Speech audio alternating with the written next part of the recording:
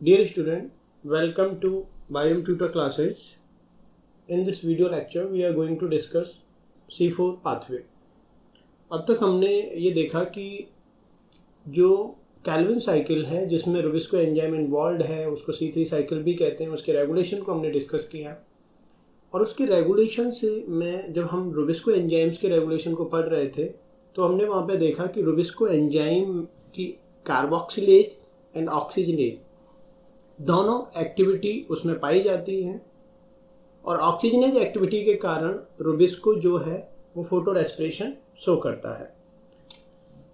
Photo respiration के कारण चूंकि प्रोडक्टिविटी का लॉस हो रहा था तो इसीलिए हाई टेम्परेचर पे जहाँ फोटो रेस्पिरेशन ज़्यादा पाया जाता है वहाँ कुछ अलग टाइप के प्लांट्स का डेवलपमेंट हुआ जिनको हम C4 प्लांट कहते हैं। C4 प्लांट जो हैं अगर हम टोटल प्लांट का देखें तो ये 5 to 6% टोटल प्लांट का C4 प्लांट पाए जाते हैं। अप्रॉक्सीमेटली जो हैं वो 85% से ज़्यादा जो हैं वो C3 प्लांट होते हैं हमारे नेचर में और बाकी जो प्रोपोर्शन मिला वो इंटरमीडिएट कैम उस कैटेगरी के प्लांट बिलोंग करते हैं। यहाँ पे C4 जो पाथवे है वो डेवलप हुआ ताकि फोटो रेस्पिरेशन की समस्या को मिनिमाइज किया जा सके। तो इसको हम देखेंगे किस तरीके से ये फोटो रेस्पिरेशन के इश्यू को सॉल्व कर रहा है। C4 पाथवे को हम हैच एंड स्लैक पाथवे भी कहते हैं क्योंकि 1966 में ऑस्ट्रेलिया के दो वैज्ञानिक थे हैच एंड स्लैक जिन्होंने इसको डिस्कवर किया 1966 में। कोऑपरेटिव फोटोसिंथेसिस भी इसको कहा जाता है क्योंकि कोऑपरेटिव जो यहाँ पे दो तरह की सेल्स पाई जाती हैं और इन दोनों सेल्स में कोऑपरेशन होगा। Bundle sheath and mesophyll cells के म्यूचुअल कोऑपरेशन के कारण यहाँ पे फोटोसिंथेसिस हो रहा है, इसलिए इसको कोऑपरेटिव फोटोसिंथेसिस भी कहते हैं। क्योंकि यहाँ फोटो रेस्पिरेशन नहीं पाया जा रहा है इसीलिए यहाँ पे इसको एफिशिएंट फोटोसिंथेसिस भी हम कहते हैं क्योंकि फोटो रेस्पिरेशन ना पाए जाने के कारण यहाँ पे फोटो रेस्पिरेशन का जो लॉस है वो नहीं हो रहा। स्पेशियल CO2 डबल फिक्सेशन भी इसको कहा जाता है। स्पेशियल CO2 डबल फिक्सेशन इसीलिए क्योंकि यहाँ पे CO2 का दो डिफरेंट जगह पे फिक्सेशन हो रहा है। वो कौन कौन सी साइट्स हैं उसको हम देखेंगे, राइट। तो इन कारणों से इसको स्पेशियल CO2 फिक्सेशन भी कहते हैं। C4 पाथवे जो है C3 प्लांट से जो है वो डेवलप हुए हैं C4 प्लांट क्योंकि जिन प्लांट्स में C4 पाथवे पाया जाता है उनको हम C4 प्लांट कहते हैं। C4 और C3 में अगर हम बेसिक डिफरेंस देखें तो तीन चीज़ें ऐसी हैं जो C3 से C4 के इवोल्यूशन को प्रमोट करती हैं।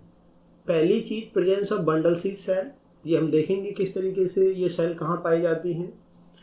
दूसरा पैकेज एंजाइम और तीसरा है PPD के एंजाइम, पायरुवेट फॉस्फेट डाइकाइनेज। जब हम मैकेनिज्म पढ़ेंगे तो इन एंजाइम्स के बारे में भी जानेंगे, इनके रेगुलेशन को भी देखेंगे। लेकिन आप ये जान लीजिए कि इन तीन एंजाइम्स के कारण ही C3 प्लांट जो है वो C4 प्लांट में इवॉल्व हुए हैं। अगर कोई C3 प्लांट है और उसको मैं जेनेटिक इंजीनियरिंग से C4 प्लांट में कन्वर्ट करना चाहूँ तो उसमें पैकेज एंड PPD के इन दो एंजाइम्स को अगर मैं C3 प्लांट में इंसर्ट कर दूँ तो पॉसिबिलिटी है कि वो C4 प्लांट में कन्वर्ट हो जाए और ग्रेमिनी फैमिली के कुछ प्लांट्स में वैज्ञानिकों ने ऐसा करके देखा भी है। एंड आपको जान के ये आश्चर्य होगा कि राइस जो कि एक C3 प्लांट है जेनेटिक इंजीनियरिंग से उसको C4 प्लांट में कन्वर्ट कर दिया गया है और उसमें कौन से दो चीज़ें डाले गए हैं, पैकेज एंड PPD के, राइट। तो इसको आगे हम देखेंगे। अगर हम C4 प्लांट को थोड़ा सा डिटेल देखें तो यहाँ पे इन प्लांट की लीफ में थोड़ा सा एनाटॉमी का एक डिफरेंस पाया जाता है। इनकी जो एनाटॉमी होती है लीफ की वो नॉर्मल एनाटॉमी से थोड़ा सा वेरिएशन शो करती है। अगर हम इनकी एनाटॉमी को देखें तो इनके अंदर लीफ के अंदर एक स्पेसिफिक टाइप की एनाटॉमी पाई जाती है जिसको क्रेंज एनाटॉमी कहते हैं। क्रेंज एनाटॉमी में एक लीफ की अगर हम सेक्शन को, इंटरनल टिश्यू स्ट्रक्चर को देखें, एनाटॉमी को देखें, तो अपर एपिडर्मिस, लोअर एपिडर्मिस, अपर और लोअर एपिडर्मिस के नीचे इस तरीके से पैलिसेड सेल्स होती हैं। पैलिसेड सेल्स क्या होती हैं? एक दूसरे से कॉम्पैक्ट तरीके से लगी होती हैं और इनके बीच में यूजुअली इंटरसेलुलर स्पेस होता नहीं है। और इनके नीचे जो है स्पंजी सेल्स होती हैं जिनके बीच में इंटरसेलुलर स्पेस भर भर के पाए जाते हैं। और पैलिसेड एंड स्पॉन्जी सेल्स दोनों को ही मिला के हम मीजोफिल सेल्स कहते हैं। उसके बाद लीफ के सेंटर में वेस्कुलर बंडल पाए जाते हैं जिसमें फ्लोएम एंड जाइलम पाए जाएंगे। यूजुअली क्या होता है कि फ्लोएम एंड जाइलम के चारों तरफ इस तरीके से जो एक रेड कलर में मैंने एक रिंग दिखाई है, स्पेसिफिक कोशिकाएं एक रिंग पैटर्न में वेस्कुलर बंडल के चारों तरफ पाई जाती हैं। एक नॉर्मल C3 प्लांट की लीफ में इस तरीके की लेयर बंडल, वेस्कुलर बंडल के चारों तरफ नहीं पाई जाती, कोशिकाओं की एक लेयर नहीं पाई जाती।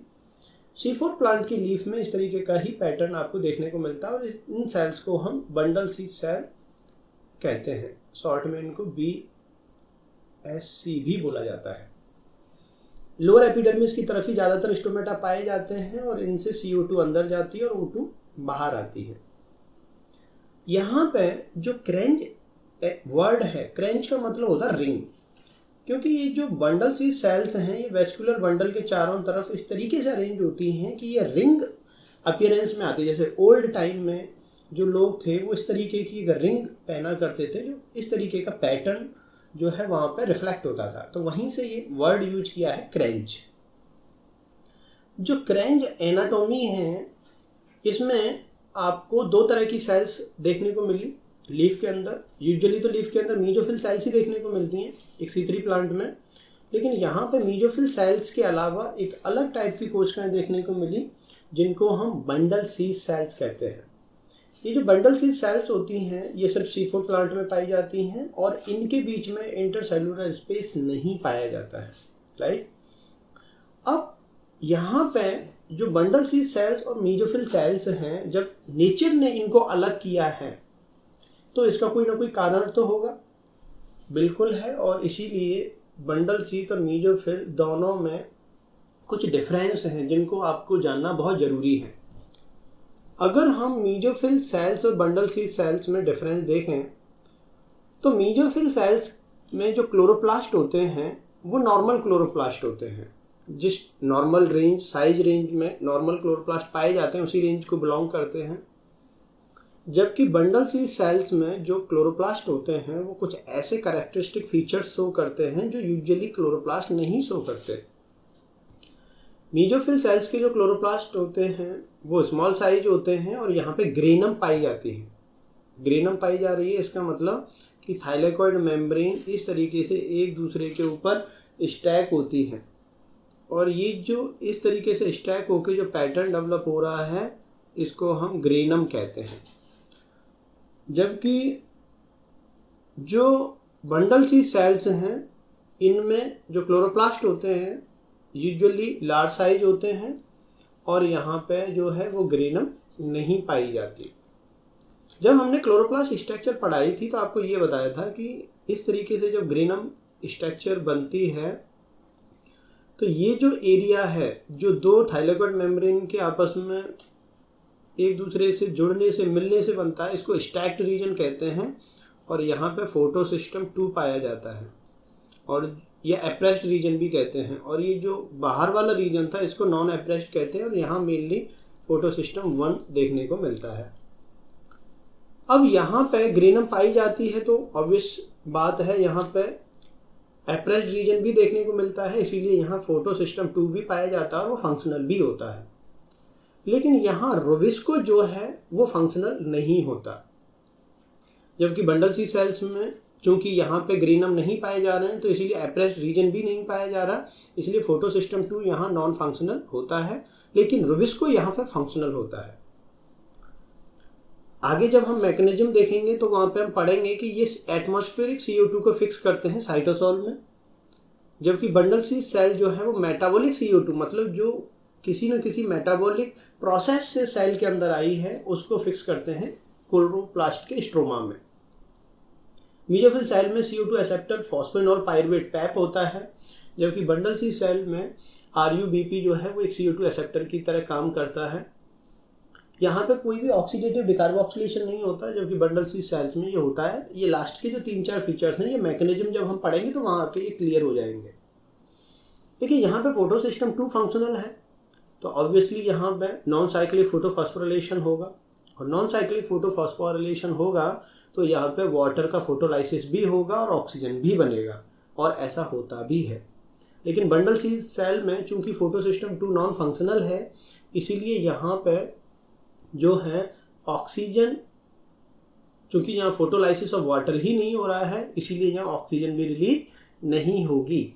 और बंडल सी सेल बनाने का पर्पज ही यही था कि हम रुबिस्को को एक ऐसी जगह पे छुपा के रखें, ऐसी जगह पे शिफ्ट कर दें जहाँ ऑक्सीजन बहुत कम पहुँचे और वहाँ रुबिस्को को के चारों तरफ CO2 ही अवेलेबल हो, ताकि उसके फोटो रेस्पिरेशन को मिनिमम किया जा सके। बंडल सी सेल जो होगी इनके इंटरसेलुलर स्पेस होते नहीं हैं और इनकी सेल वॉल भी थोड़ी सी थिक होती है, इसीलिए ऑक्सीजन ईजिली नहीं आ सकती। बंडल सी सेल में वो सारी व्यवस्थाएं की गई हैं जो रुबिस्को की ऑक्सीजनेज एक्टिविटी को मिनिमम कर सके, राइट। अब हम आगे देखते हैं कि इसकी मैकेनिज्म होती कैसे है।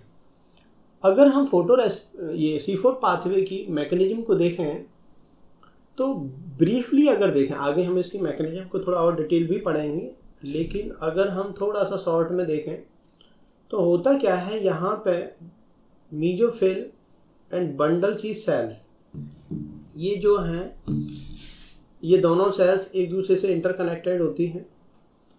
उसके बाद होता क्या है कि ये जो मीजोफिल सेल्स होती हैं ये CO2 को सबसे पहले एक्सेप्ट करती हैं। अब CO2 को ये एक्सेप्ट करेंगी तो CO2 को ये बाइकार्बोनेट के रूप में एक्सेप्ट करती हैं। जैसे CO2 जैसे ही मीजोफिल सेल के अंदर आता है तो एक एंजाइम पाया जाता है कार्बोनिक एनहाइड्रेज। ये कार्बोनिक एनहाइड्रेज एंजाइम क्या करता है, ये CO2 की वाटर के साथ रिएक्शन कर देता है और H2CO3 बनता है। H2CO3 एक वीक एसिड होता है और वो immediately SCO3 minus plus H+ में टूट जाता है। अब हमें प्रोटॉन से तो कोई लेना देना नहीं है, हमारा मतलब है SCO3 माइनस से। अब इस SCO3 माइनस से फॉस्फोइनॉल पायरुवेट जो है वो रिएक्ट करता है, और चूंकि SCO3 माइनस में CO2 ऐड है इसलिए इस स्टेप को कार्बोक्सिलेशन कह रहे हैं।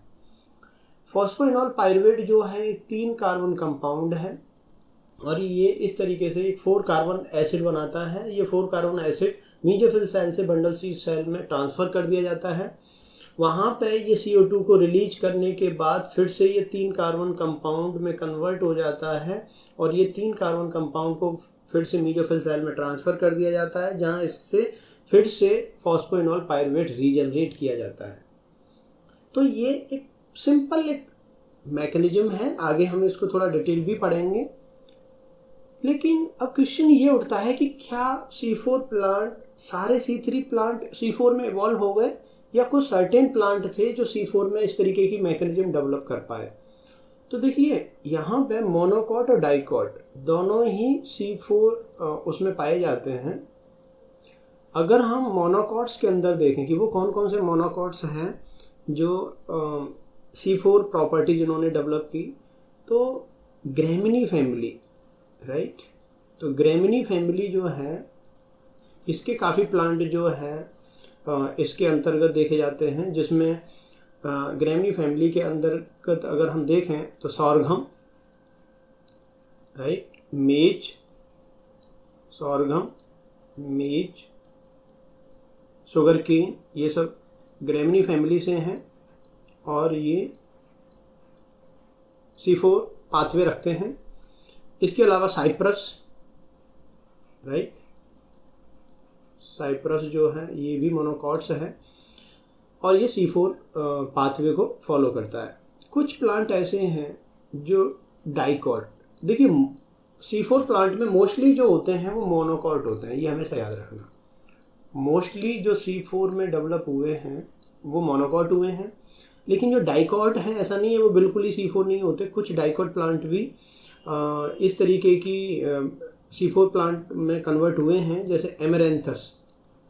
अगर हम डाइकॉट में देखें तो एमेरेंथस, राइट, एमेरेंथस के अलावा चीनोपोडियम, राइट, चीनोपोडियम, एमेरेंथस, चीनोपोडियम, एट्रीप्लैक्स, ये कुछ सर्टेन प्लांट हैं जो डाइकॉट हैं। और इसमें जो सबसे इम्पोर्टेंट है वो है यूफोर्बिया। और आपको ये पॉइंट यहाँ पे याद रखना है कि यूफोर्बिया एक ऐसा प्लांट है जो C3 भी फॉलो करता है, C4 भी फॉलो करता है, और ये कैम पाथवे भी फॉलो कर सकता है। तो यूफोर्बिया में तीनों पाथवे पाए जाएंगे। जब भी आपके सामने ग्रेमिनी जो है वो फैमिली आती है, तो ऐसा नहीं है, ग्रेमिनी फैमिली में वीट भी आता है, राइस भी आता है, बार्ले भी आता है, राइट। तो वो C4 प्लांट नहीं है। ग्रेमिनी में अगर हम वीट की बात करें, राइस और इनकी बात करें, तो ये C3 प्लांट ही होते हैं। कई बार वो ऑब्जेक्टिविटी में क्वेश्चन पूछ लेता है, राइट। हाँ, वैज्ञानिक जेनेटिक इंजीनियरिंग से वीट, राइस, इनको C4 में कन्वर्ट करने की कोशिश जरूर कर रहे हैं, जिसमें राइस में तो सफलता मिल गई है, लेकिन वीट में अभी उतनी सक्सेस नहीं मिली है।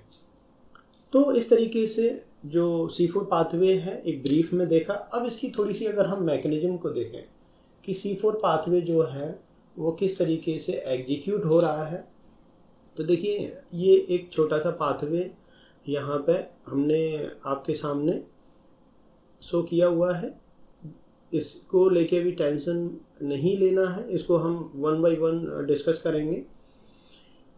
इसमें होता क्या है कि बाहर से जो CO2 आई है इसको कहते हैं हम एटमॉस्फेरिक CO2, राइट, क्योंकि ये एटमॉस्फेयर से आ रही है तो इसको हम एटमॉस्फेरिक CO2 कहेंगे। और ये एटमॉस्फेरिक CO2 जो है ये वाटर के साथ रिएक्ट करती है, और यहाँ पे एक एंजाइम यूज होता है, Ca मतलब कार्बोनिक एनहाइड्रेट। ये कार्बोनिक एनहाइड्रेट जो है ये H2CO3 बनाता है, जो कि वीक एसिड होता है, और वो तुरंत ही SCO3 माइनस और H प्लस में टूट जाता है। यहाँ पे H प्लस भी बनेगा और SCO3 माइनस भी बनेगा। अब ये जो SCO3 माइनस है ये क्या करता है, ये यहाँ पे एक कंपाउंड होता है 3 कार्बन कंपाउंड, फॉस्फोइनॉल पाइरुवेट।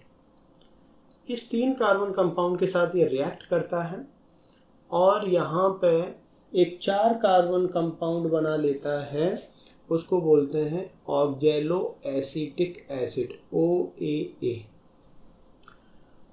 तो फॉस्फोइनॉल पाइरुवेट जो है वो SCO3 माइनस के साथ जब रिएक्ट करता है तो एक, चूंकि 3 कार्बन तो फॉस्फोइनॉल पाइरुवेट से आए, एक कार्बन जो है उसको बाइकार्बोनेट से मिला, तो ऑक्जेलो एसीटेट के अंदर कितने कार्बन हो गए, 4 कार्बन। क्योंकि यहाँ पे जो फर्स्ट स्टेबल कंपाउंड बन रहा है वो 4 कार्बन कंपाउंड है, इसीलिए इसको C4 साइकिल कहते हैं। ऑक्जेलो एसिटिक एसिड के फॉर्मेशन को यहाँ पे एक एंजाइम होता है, इसको हम बोलते हैं पैपकेज। इसको पैपकेज भी बोलते हैं या पैप कार्बोक्सिलेज भी बोलते हैं। इसके ये 2 नाम बहुत ज़्यादा, पैप कार्बोक्सिलेज, ठीक है। तो ये दोनों नाम आपको याद रखने हैं, पैपकेज या पैप कार्बोक्सिलेज। ये जो पैपकेज एंजाइम है ये बहुत ही इंपॉर्टेंट एंजाइम है। ये वो रेगुलेटरी एंजाइम भी है, यहाँ से हम C4 पाथवे को रेगुलेट भी करेंगे। आगे हम रेगुलेशन में देखेंगे कि किस तरीके से इसको रेगुलेट किया जाता है। ये जो पैपकेज एंजाइम है, ये पैपकेज एंजाइम जो है इसने ऑक्जेलो एसिटिक एसिड बना दिया। अब ये ऑक्जेलो एसिटिक एसिड क्या करेगा, क्योंकि देखिए यहाँ तक सारी रिएक्शन हो रही है साइटोसॉल में, ये जो पार्ट है ये है साइटोसॉल। तो पहला जो CO2 फिक्सेशन हुआ है मीजोफिल सेल्स में, जिसको पैपकेज एंजाइम ने करवाया है, ये साइटोसॉल में हुआ है। अब ये ऑक्जेलो एसिटिक एसिड ट्रांसपोर्ट प्रोटीन के द्वारा ये क्लोरोप्लास्ट के अंदर जो है ये ट्रांसपोर्ट कर दिया जाता है और यहाँ ऑक्जेलो एसिटिक एसिड जो है वो एक NADP मैलेट डिहाइड्रोजनेज एंजाइम के द्वारा, NADP MDH का मतलब होता है NADP मैलेट डिहाइड्रोजनेज के द्वारा एक 4 कार्बन कंपाउंड में कन्वर्ट हो जाता है और इसको कहते हैं मैलेट। ऑक्जेलो एसिटिक एसिड, इसके अंदर भी 4 कार्बन है, क्योंकि यहाँ मैलेट में भी 4 कार्बन है, इसका मतलब इस रिएक्शन में कहीं भी कार्बन का लॉस नहीं हुआ है। अब चूंकि डिहाइड्रोजनेज यहाँ पे हम वर्ड यूज कर रहे हैं तो यहाँ पे इलेक्ट्रॉन की भी जरूरत होती है और यहाँ इलेक्ट्रॉन डोनर की तरह काम करता है NADPH, राइट। और ये NADPH जो है लाइट रिएक्शन से इनको मिलता है। हमने ये बोला भी था कि भाई मीजोफिल सेल्स में लाइट रिएक्शन चलती है और लाइट रिएक्शन से जो है यहाँ पे इनको NADPH मिल जाता है। मैलेट जैसे ही बनेगा, मैलेट को क्लोरोप्लास्ट के अंदर नहीं रुकने दिया जाता, इस मीजोफिल सेल्स के अंदर नहीं रुकने दिया जाता और इसको प्लाज्मोडेस्माटा के थ्रू, क्योंकि mesophyll and bundle sheath cell plasmodesmata के थ्रू कनेक्ट होती हैं और ये प्लाज्मोडेस्माटा के थ्रू ये मैलेट जो है ये बंडल सीड सेल, ये वाली जो सेल्स है ये बंडल सीड सेल्स है और ये वाली जो सेल्स है ये मीजोफिल सेल्स है। तो मीजोफिल सेल्स से इस मैलेट को ट्रांसफर कर दिया जाता है बंडल सीड सेल्स में। बंडल सीड सेल के क्लोरोप्लास्ट के अंदर इसको ट्रांसपोर्ट किया जाता है और यहाँ पे ये जो मैलेट है ये आ चुका है बंडल सीड सेल।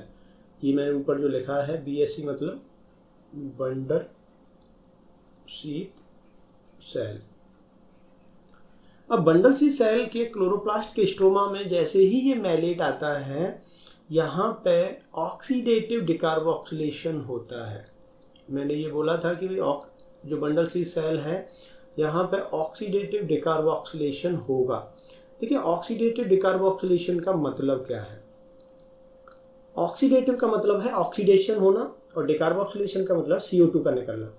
तो देखिए ऑक्सीडेशन की 3 डेफिनेशन होती है, या तो ऑक्सीडेशन नंबर जो है वो इंक्रीज हो, या इलेक्ट्रॉन रिलीज हो, या हाइड्रोजन रिलीज हो। इन तीनों में से यहाँ देखिए क्या हो रहा है, यहाँ हाइड्रोजन रिलीज हो रहा है, तो इसका मतलब ऑक्सीडेशन हो रहा है। और इन हाइड्रोजन को कौन एक्सेप्ट कर रहा है, NADP एक्सेप्ट कर रहा है और उन हाइड्रोजन को एक्सेप्ट करके क्या बना रहा है, वो NADPH बना रहा है। और ऑक्सीडेशन के साथ साथ यहाँ CO2 भी निकल रही है, इसीलिए इस स्टेप को कहते हैं ऑक्सीडेटिव डिकार्बोक्सिलेशन।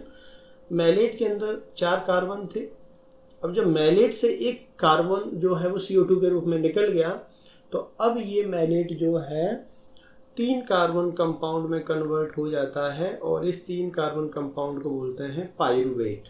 और इसके अंदर कितने कार्बन होते हैं, इसके अंदर होते हैं 3 कार्बन होते हैं।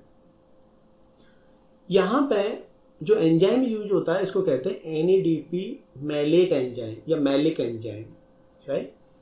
ये जो पाइरुवेट बना ये वापस से ट्रांसपोर्ट कर दिया जाता है मीजोफिल सेल्स में, राइट, वही प्लाज्मोडेस्माटा के थ्रू।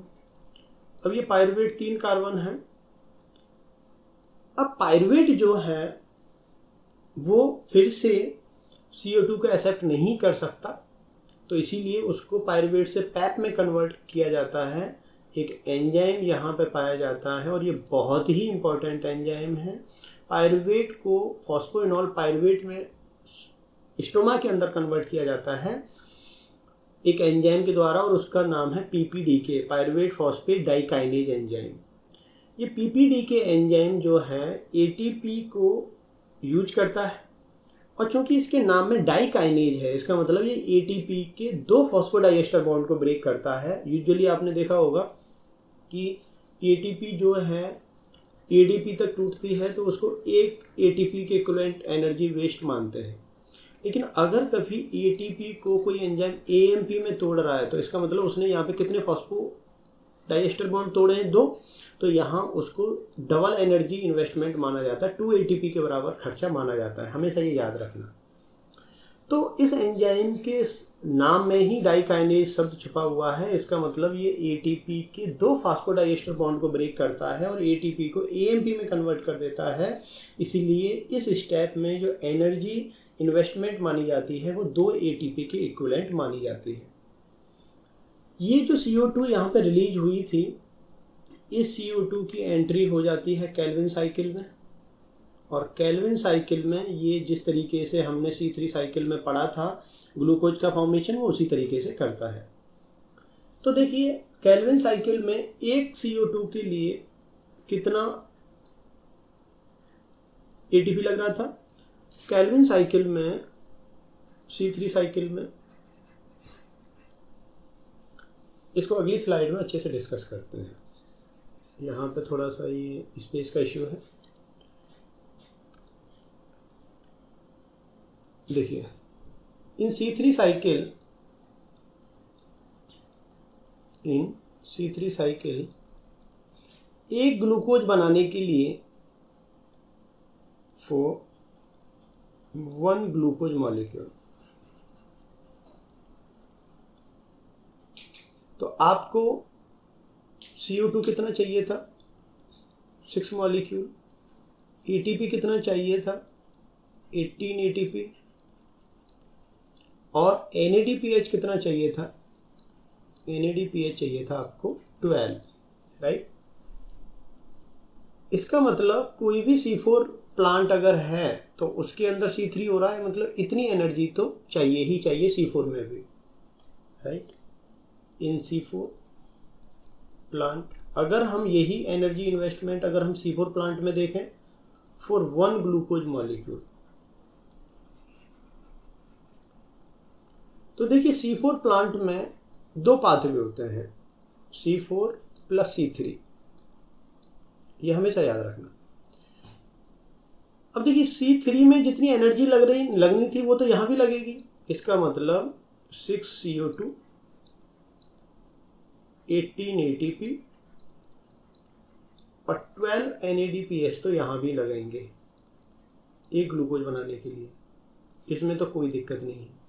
लेकिन C4 पाथवे में 6 CO2 को अंदर लाने के लिए अगर हम वापस जाके देखें इस डायग्राम में, तो देखिए अगर मैं एक CO2 को अंदर पहुंचाता हूं तो मुझे यहाँ पे 2 ATP एक्स्ट्रा खर्च करनी पड़ती हैं PPD के एंजाइम के लिए, क्योंकि मैं पायरुवेट को जब वापस लाता हूं तो पायरुवेट को वापस मुझे पैक में कन्वर्ट करना पड़ता है।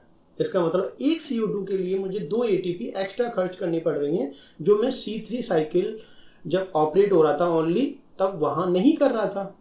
इसका मतलब यहाँ पे आप जब C4 पाथवे करोगे तो C4 पाथवे में आपको 6 CO2 के हिसाब से एक्स्ट्रा जो ATP लगेंगी वो कितनी लगेंगी, 12 ATP लगेंगी। अब देखिए इन C4 और C3 का अगर हम टोटल निकालें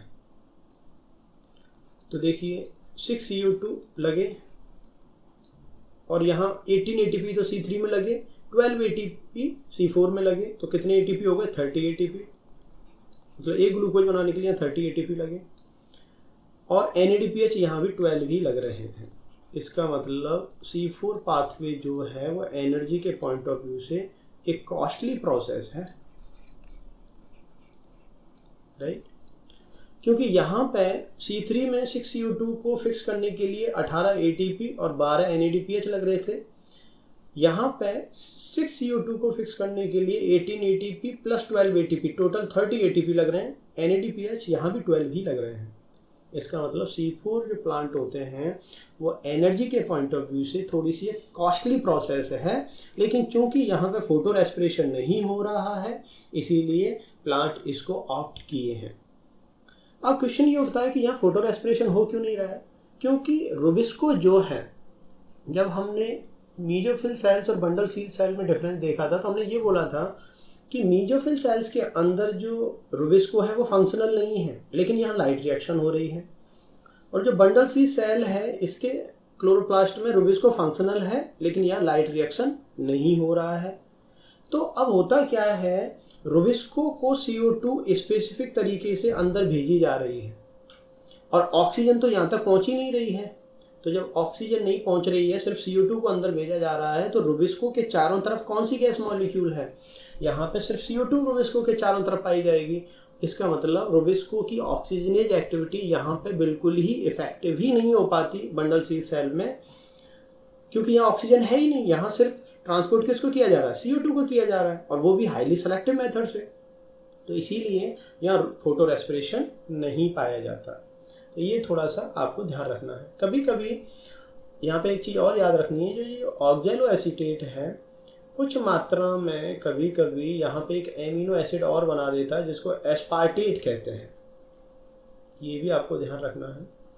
ये जो ऑक्जेलो एसिटिक एसिड है ये थोड़ा सा कभी कभी एस्पार्टेट में टूट जाता है, और एस्पार्टेट भी एक स्पेसिफिक एक रूट है, उसके माध्यम से ये मैलेट में कन्वर्ट हो जाता है।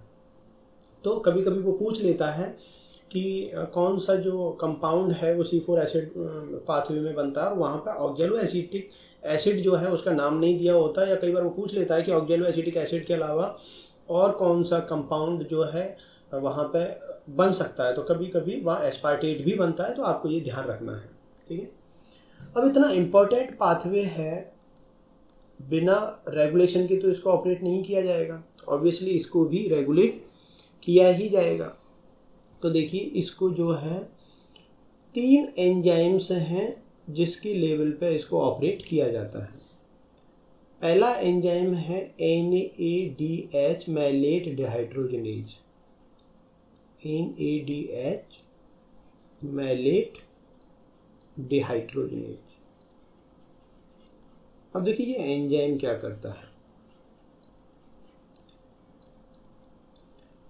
Oxaloacetic acid malic acid में कन्वर्ट होता है, राइट। ऑक्जेलो एसिटिक एसिड को हम जो है मैलिक एसिड में कन्वर्ट करते हैं, या हम ये कहें मैलेट में कन्वर्ट करते हैं।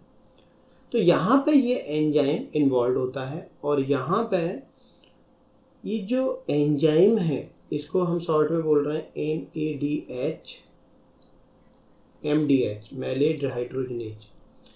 इस एंजाइम को रेगुलेट किया जाता है थायोरेडॉक्सिन सिस्टम के द्वारा, थायोरेडॉक्सिन सिस्टम।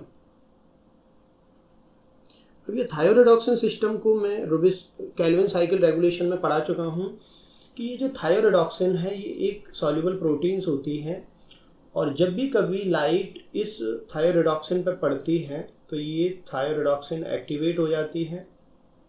राइट, कैसे एक्टिवेट होती है वो सारी मैकेनिज्म हम डिस्कस कर चुके हैं। थायोरेडॉक्सिन जब भी कभी एक्टिवेट होगी वो इस एंजाइम को भी एक्टिवेट कर देती है, NADH मैलेट डिहाइड्रोजनेज को भी एक्टिवेट कर देती है, और जैसे ही ये एंजाइम एक्टिवेट हो जाएगा तो ये ऑक्जेलो एसिटिक एसिड को मैलेट में कन्वर्ट करने लग जाता है।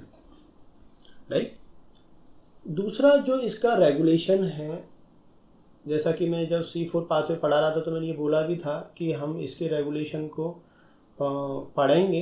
ये एंजाइम बहुत इम्पोर्टेंट है, और वो है पैपकेज, फॉस्फोइनोल पायरुवेट कार्बोक्सिलेज। ठीक है, तो जो पैपकेज एंजाइम है ये पैपकेज एंजाइम के द्वारा भी C4 पाथवे को रेगुलेट किया जाता है। ये पैपकेज करता क्या है, ये SCO3- के साथ फॉस्फोइनोल पायरुवेट की रिएक्शन करता है, और इस रिएक्शन से एक 4 कार्बन कंपाउंड ऑक्जेलो एसिटिक एसिड बनाता है। राइट, ये इसकी रिएक्शन है। और इस पैपकेज की जो एक्टिविटी है,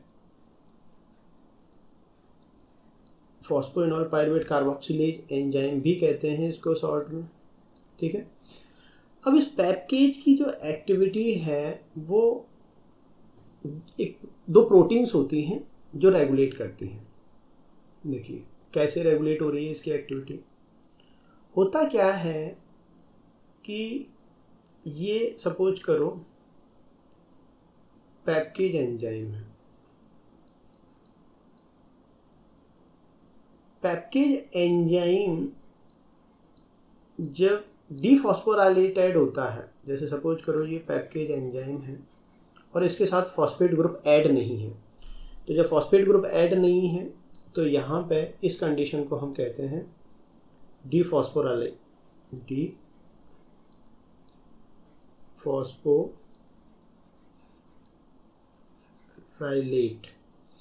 और डीफॉस्फोराइलेशन की कंडीशन में ये इनएक्टिव होता है। ये क्या होगा, ये इनएक्टिव होगा। पैकेज एंजाइम को फॉस्फोराइलेट, मतलब पैकेज एंजाइम के साथ एक एंजाइम होता है, वो फॉस्फेट ग्रुप ऐड कर देता है, और उस एंजाइम का जैसे एक प्रोटीन है जो इसके साथ फॉस्फेट ग्रुप ऐड कर देती है, उस प्रोटीन का नाम है पैकेज काइनेज। जो प्रोटीन जो है ये काम कर रही है, उस प्रोटीन का नाम है पैकेज काइनेज।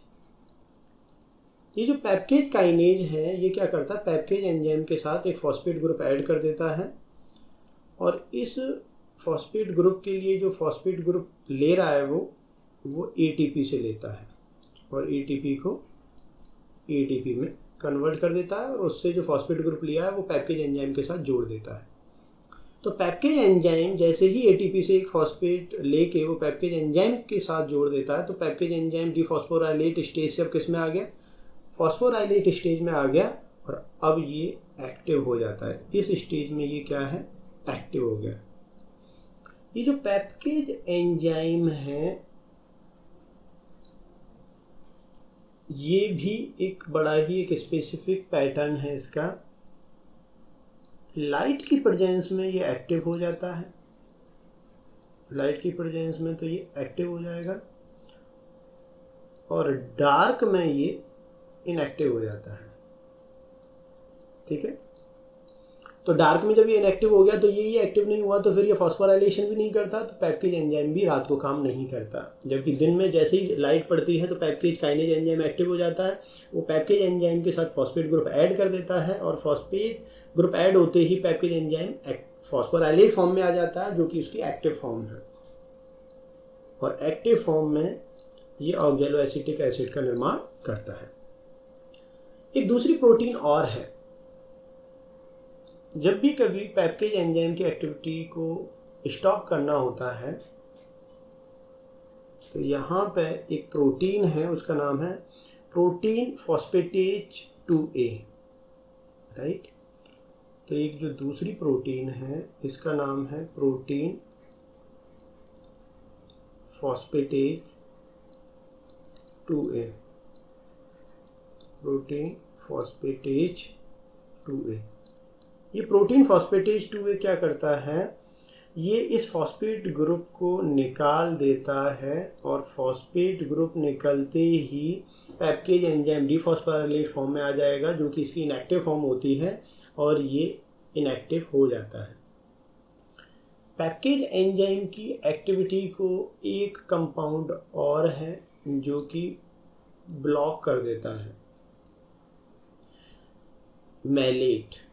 क्योंकि ऑक्सैलोएसिटिक एसिड आगे चल के मैलेट में कन्वर्ट होता है, और मैलेट की कंसंट्रेशन जो होती है वो भी पैकेज एंजाइम की एक्टिविटी को ब्लॉक कर देती है। इसीलिए जितना ज़्यादा मैलेट बनेगा वो पैकेज एंजाइम को ब्लॉक कर देगा। इसीलिए आपने देखा होगा जैसे ही मैलेट बनता है मीजोफिल सेल्स में, तुरंत उसको बंडल शीथ में ट्रांसफ़र कर दिया जाता है। ठीक है, तीसरा जो एंजाइम है जो हमें रेगुलेशन में पढ़ना है वो है PPDK, तो pyruvate phosphatase dikinase, right. PPDK enzyme,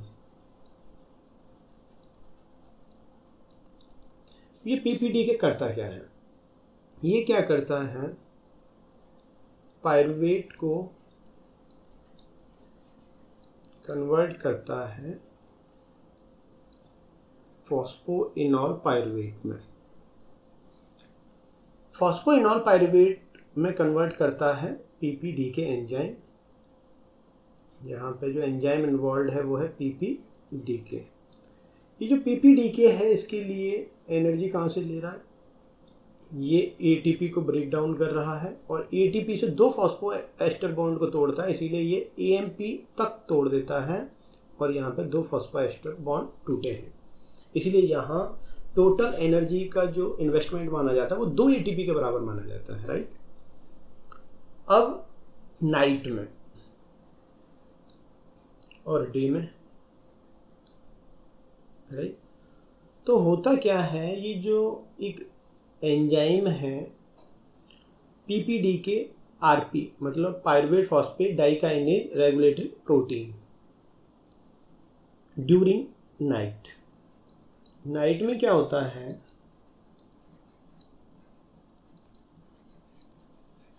during night कि जो PPDK है इसका फॉस्फोराइलेशन कर दिया जाता है, इसका फॉस्फोराइलेशन कर दिया जाता है और इसके साथ फॉस्फेट ग्रुप अगर ऐड हो गया तो ये इनएक्टिव हो जाता है। और क्वेश्चन उठता है इसका फॉस्फोराइलेशन कौन करता है, तो यहाँ पे एक एंजाइम है जो नाइट को एक्टिव हो जाता है, उसको बोलते हैं PPDK RP, pyruvate phosphate dikinase regulatory protein, right.